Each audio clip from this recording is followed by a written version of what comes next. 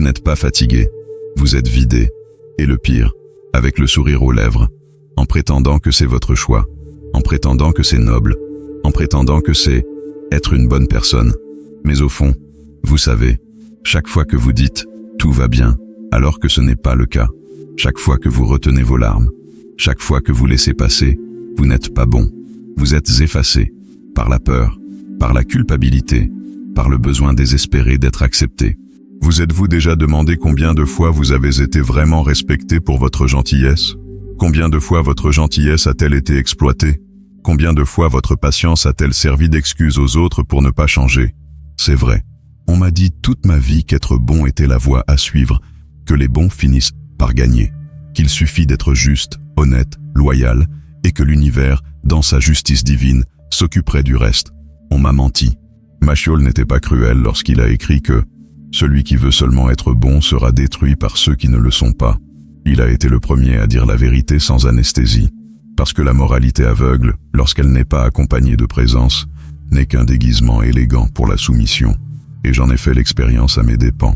Je croyais que si je m'expliquais suffisamment bien, si j'étais compréhensif, prévisible, facile à vivre, je serais apprécié. Mais en échange, j'ai reçu l'étiquette de gentil. Et les gentils ne sont pas écoutés. Ils sont interrompus. Ils sont surchargés. Ils sont écartés en silence, avec un faux remerciement à la porte. C'est pourquoi j'ai commencé à étudier ceux qui n'ont pas été domestiqués, ceux qui ont affronté le jeu de la vie sans s'agenouiller. Et Machiavel m'a montré ce que personne n'avait le courage de dire. Le monde respecte ceux qui représentent une conséquence, pas une intention, pas un effort, une conséquence. Ce texte parle de cela, de la rupture. Vous allez marcher sur des vérités qui vous feront mal, mais qui vous libéreront peut-être. Vous allez confronter le rôle du gentil que vous avez appris à jouer, et peut-être vous rendre compte qu'au fond, vous n'y croyez plus. Vous n'avez pas besoin de devenir cruel, mais vous devez cesser d'être inoffensif. Car tant que votre gentillesse sera utilisée comme monnaie d'échange, vous serez toujours le premier choix pour servir, et le dernier à être choisi pour rester. Êtes-vous prêt? Alors respirez, et venez. Car ce qui commence ici peut être la fin de votre besoin d'être aimé, et le début de votre liberté d'exister. Je ne suis pas né en essayant de plaire à tout le monde, mais à un moment donné, j'ai commencé à sourire pour ne pas être rejeté, à céder avant qu'on me le demande, à ravaler ma douleur pour ne pas déranger.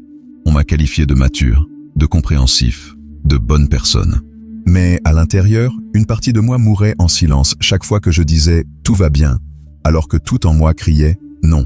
La vérité, c'est que j'ai été conditionné à confondre empathie et soumission, à croire qu'être poli, c'est toujours dire oui, à croire qu'être bon, c'est s'annuler soi-même. Et plus je faisais cela, plus le monde me traitait comme une ressource, et non comme une présence. Je suis devenu trop accessible. Et tout ce qui est trop accessible perd de sa valeur. C'est là toute la cruauté. Plus vous essayez d'être bon, plus vous êtes utilisé. Et personne ne se sent coupable d'utiliser quelque chose qui a été offert sans résistance. J'ai vécu cela au travail, dans mes amitiés, dans mes relations. C'était toujours moi qui cédais, qui comprenais, qui pardonnais en premier. Et au final, c'était toujours moi qui restais avec un vide, avec le sentiment d'être présente pour tout le monde, sauf pour moi, jusqu'à ce que je commence à remarquer une tendance. Ceux qui imposaient des limites, même s'ils étaient moins sympathiques, étaient respectés. Ceux qui prenaient imposition étaient remarqués. Ceux qui disaient non étaient pris au sérieux. Et moi, j'étais oublié, interrompu, surchargé, invisiblement mis de côté. Machiavel a dit que celui qui veut toujours agir de manière vertueuse est voué à la ruine parmi tant d'autres qui ne le sont pas. Cette phrase n'est pas seulement un avertissement, c'est un diagnostic. Ma bonté, telle qu'on me l'avait enseignée, était une condamnation à l'autodestruction.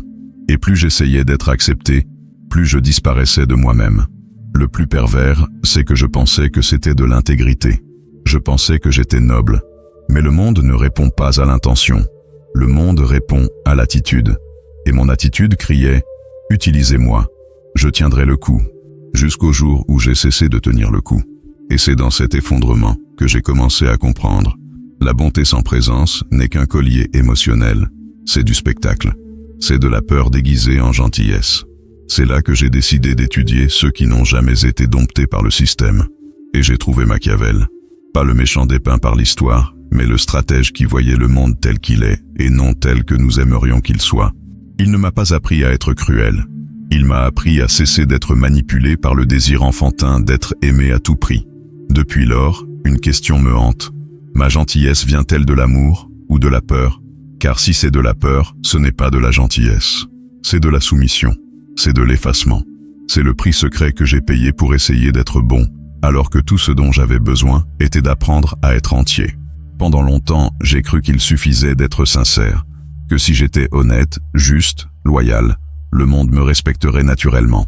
Mais personne ne respecte ce qui n'impose aucune conséquence. Et c'est Machiavel qui m'a donné la première gifle de lucidité. Tout le monde voit ce que tu sembles être. Peu de gens ressentent ce que tu es vraiment.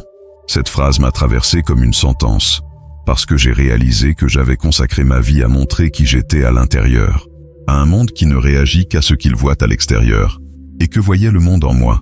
Quelqu'un de toujours accessible, toujours sympathique, toujours disposé, un personnage gentil mais inoffensif. Et tout ce qui ne menace pas n'impose pas le respect. J'ai réalisé que j'étais devenu un maître dans l'art d'être convenable. Et ce n'était pas de l'empathie, c'était de la peur. Peur de décevoir, peur de perdre ma place, peur de ne pas être aimé.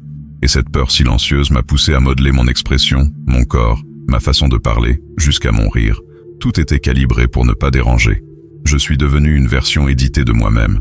Supportable, agréable, apprivoisée. Mais le coût de cette performance était brutal. J'ai perdu mon authenticité. J'ai perdu ma fureur. J'ai perdu mon droit d'exister avec intensité. Et le plus cruel, personne ne me l'a volé. C'est moi qui l'ai abandonné, en échange de l'acceptation. Machiavel ne défendait pas la froideur sans âme. Il parlait de stratégie. Il comprenait que vivre dans un monde où tout le monde se dispute, le récit exige plus que de la pureté. Cela exige une présence. Et la présence, ce n'est pas être vu, c'est être ressenti. C'est faire clairement comprendre, avec ou sans mots, qu'il y a une limite, qu'il y a une ligne, qu'il y a une conséquence pour ceux qui tentent de la franchir. Je ne savais pas imposer cette présence. J'essayais de convaincre les gens que j'étais digne, en expliquant, en justifiant, en me pliant. Jusqu'à ce que je réalise, personne ne respecte ceux qui s'excusent d'exister. Le monde ne reconnaît pas votre bonté comme une valeur, mais comme une faiblesse, comme une ressource. Et une ressource, comme n'importe quel outil, est utilisée jusqu'à ce qu'elle soit usée, puis remplacée sans remords. C'est alors que j'ai commencé à essayer quelque chose de nouveau. J'ai commencé à dire non. J'ai commencé à ne plus répondre immédiatement, à ne plus tout expliquer. Et quelque chose de curieux s'est produit. Les mêmes personnes qui m'ignoraient ont commencé à m'écouter. Ceux qui m'interrompaient ont commencé à attendre que je parle. Le silence ferme a commencé à crier plus fort que mon ancien besoin de plaire. L'image que je projetais était enfin en accord avec la valeur que je portais en moi. Et ça a été le tournant. J'ai compris que personne ne te verra en profondeur si tu continues à te montrer superficiel. Parce que la vérité, aussi noble soit-elle, n'a de valeur que lorsqu'elle est protégée par des frontières claires. Et c'est là qu'intervient le pouvoir. Pas le pouvoir de dominer, mais le pouvoir de ne plus être dominé par la honte d'exister pleinement. Je pensais qu'être bon suffisait, que tôt ou tard le monde reconnaîtrait mes efforts, ma générosité, mon dévouement. Mais le temps a passé, et tout ce que j'ai reçu en retour, c'est le silence, l'abandon, et la douleur de réaliser qu'être bon ne m'a pas sauvé, mais m'a rendu esclave. J'ai été conditionné à croire que la bonne chose à faire était d'éviter les conflits, qu'imposer des limites était agressif. Que dire, ça me fait mal, était dramatique. Alors je me suis tu. Je suis devenu le genre de personne qui s'excuse même quand elle est blessée, qui accepte les miettes émotionnelles et remercie quand même. Et chaque fois que j'acceptais, quelque chose en moi mourait. Et personne ne le voyait, personne ne le sentait, parce que j'étais le sympa, le gentil, le compréhensif. Mais à l'intérieur, je nourrissais de la colère, pas envers les autres, envers moi-même. Pour m'être rendu si disponible, pour avoir cru qu'être juste me protégerait de l'injustice, pour m'être modelé à chaque environnement, à chaque personne, avec l'espoir enfantin d'être enfin reconnu. C'est à ce moment-là que le masque a commencé à se fissurer, et j'ai vu clairement, ma gentillesse n'était pas une vertu, c'était une addiction déguisée en morale, alimentée par la peur d'être rejeté, de ne pas être aimé, d'être traité de difficile. Et je me suis demandé, quel genre d'amour est-ce donc qui exige mon auto-annulation en échange? Machiavel disait que le dirigeant qui souhaite être uniquement bon sera détruit par ceux qui ne le sont pas. Au début, j'ai trouvé cela cruel. Puis j'ai compris. C'est une question de structure. Le monde n'est pas régi par la pureté, mais par la dynamique du pouvoir. Et le pouvoir, au niveau le plus intime, c'est savoir jusqu'où vous pouvez aller, et jusqu'où l'autre ne peut pas vous suivre. Je ne l'ai jamais su. C'est pourquoi tout le monde m'envahissait. Il me prenait mon temps, mon énergie, mon espace, ma santé mentale. Pas par méchanceté, mais parce que je n'ai jamais dit « pas ici ». Parce que je confondais présence et utilité. Et être trop utile est un piège. Vous devenez nécessaire, mais jamais indispensable. Vous êtes toujours l'option commode, jamais le véritable choix. J'ai donc commencé à adopter une nouvelle attitude. Pas de l'arrogance, mais de la cohérence. J'ai commencé à observer, à réfléchir avant de répondre, à me taire sans m'excuser, à confronter sans crier. Et j'ai réalisé quelque chose qui m'a choqué. L'absence stratégique a plus d'impact que la présence constante. Les non-dits pèsent plus lourd que les justifications excessives. Et non, cela ne m'a pas rendu moins humain. Cela m'a rendu entier. Parce que pour la première fois, je n'essayais pas d'être aimé, j'étais moi-même. Et ceux qui sont restés parce qu'ils ont vu, non pas ma performance, mais mon essence, désormais protégée par une armure. Ce fut le tournant. Réaliser que je n'avais pas besoin d'abandonner la bonté, mais je devais reprendre le contrôle sur où elle commence, et surtout où elle s'arrête. Parce que la vertu sans discernement devient une punition, et je n'étais plus disposé à me punir pour plaire. Le plus grand mensonge qu'on m'ait dit, c'est qu'il suffit d'être bon pour être respecté. Mais c'est Machiavel qui m'a révélé une vérité que personne n'osait dire à voix haute. Le respect ne naît pas de l'intention, il naît de la présence. Et dans le monde réel, la présence doit être stratégique. Il a écrit que le prince, métaphore de celui qui gouverne sa propre vie, devrait être comme deux animaux, le lion et le renard. Le lion pour imposer le respect, le renard pour détecter les pièges. Cette image m'a hanté pendant des jours, parce que j'ai compris que, jusqu'alors, je n'avais été qu'un agneau. J'entrais dans les lieux le cœur sur la main, attendant la réciproque de loup. Je parlais trop, je cédais trop, j'expliquais trop, et j'ai été dévoré vivant. Parce qu'être bon, sans stratégie, c'est être une cible. C'est être prévisible dans un monde où la prévisibilité est la première faiblesse à exploiter. J'ai dû me réinventer. D'abord, je suis devenu le renard. J'ai commencé à observer, à écouter plus qu'à parler, à remarquer les intentions entre les lignes, à mesurer ce que j'offrais auparavant gratuitement. Attention, affection, validation. J'ai réalisé que ceux qui me cherchaient en cas de crise disparaissaient quand j'avais besoin d'eux, que la loyauté que j'offrais était souvent un réconfort pour ceux qui voulaient seulement m'utiliser. Être renard, ce n'est pas se méfier de tout, c'est apprendre à voir sans le filtre du manque. C'est arrêter de romancer les miettes émotionnelles comme si c'était du pain. Et puis, le lion est arrivé.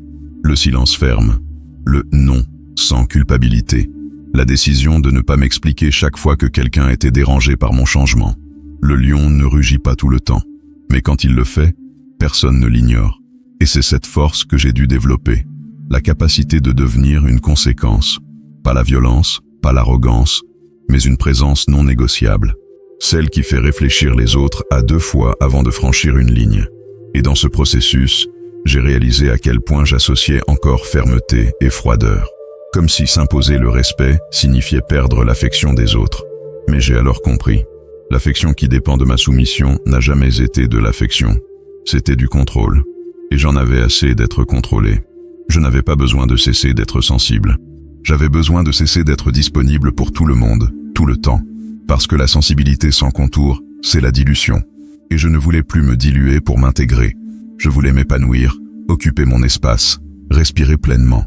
Aujourd'hui, quand je regarde en arrière, je vois à quel point je me sabotais au nom d'un idéal qui n'était pas le mien. Un script moraliste qui disait qu'être bon, c'était ne jamais confronter, ne jamais imposer, ne jamais refuser. Mais Machiavel m'a appris autre chose, qu'il existe une vertu plus profonde, faite de clarté, de présence et de stratégie. Une vertu qui protège, qui observe, qui agit, et qui, par conséquent, transforme. Et c'est cette vertu que j'ai choisi de vivre, pas pour dominer les autres, mais pour enfin cesser d'être dominé par la peur d'être qui je suis. Il arrive un moment où l'on ne supporte plus d'être la version éditée de soi-même. Quand le tout va bien commence à faire mal dans la bouche. Quand le sourire forcé pèse plus lourd que le silence. Et c'est là que j'ai compris. Personne ne m'avait mis dans cette prison. C'est moi qui ai verrouillé la porte de l'intérieur en essayant d'être aimé tout le temps. Machiavel m'a appris une chose que personne à l'école, à l'église ou en thérapie ne m'avait dite. L'obsession de paraître bien ne vous rapproche pas de qui vous êtes, elle vous détruit. Car plus vous vivez pour être aimé, plus vous vous modelez. Et plus vous vous modelez, plus vous vous perdez. La liberté ne commence pas quand les autres vous acceptent. Elle commence quand vous vous acceptez vous-même, même en sachant que cela éloignera ceux qui ne savaient vous aimer que lorsque vous vous taisiez. Il ne s'agit pas de devenir quelqu'un de dur, de froid, de distant. Il s'agit de construire une présence qui ne s'excuse pas d'exister, qui ne s'explique pas tout le temps, qui ne se plie pas pour s'adapter à l'espace des autres. Une présence qui regarde dans les yeux et dit, avec tout son corps, « Je suis entier, faites avec ». Quand on cesse enfin de demander la permission d'être soi-même, le monde réagit différemment. Certaines portes se ferment, mais d'autres, les bonnes, s'ouvrent. Et ce n'est pas parce qu'on n'a plus, c'est parce qu'on a marqué. Et contrairement à la complaisance, l'impact transforme. Aujourd'hui, je comprends que ma colère n'était pas le signe que j'étais mauvais. C'était mon corps qui me disait que je me trahissais, que ma gentillesse était devenue un carcan, que mon silence était un cri déguisé.